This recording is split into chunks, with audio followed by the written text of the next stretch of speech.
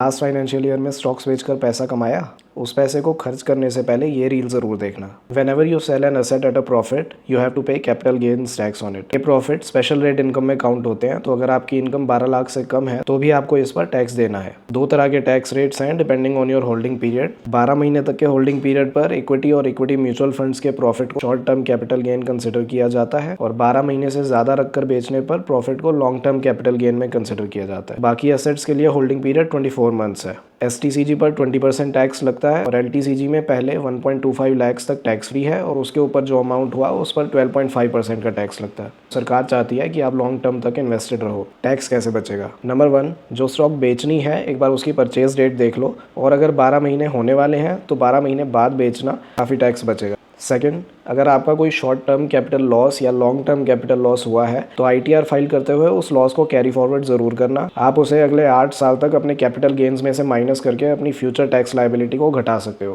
Third, आप tax loss harvesting कर सकते हो। अपनी अंडर परफॉर्मिंग एसेट्स को सेल करके वो लॉस आप अपने कैपिटल गेन्स से एडजस्ट करके अपनी टैक्स लायबिलिटी कम कर सकते हो। ये याद रखना, न्यू रेजीम में 4 लाख की बेसिक एग्जाम्पशन है, यानी income from all sources including capital gains is tax free till 4 lakh. इस लिमिट में सबसे पहले आपकी नॉर्मल रेट इनकम काउंट होती है। Remaining limit if any can be used to reduce your taxable capital gains. इस लिमिट का यूज करते हुए सबसे पहले STCG को एडजस्ट करना, क्योंकि उसका टैक्स रेट ज़्यादा है।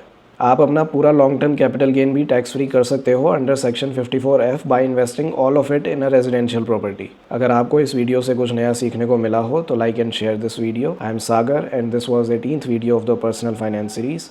Stay tuned. राम राम जी।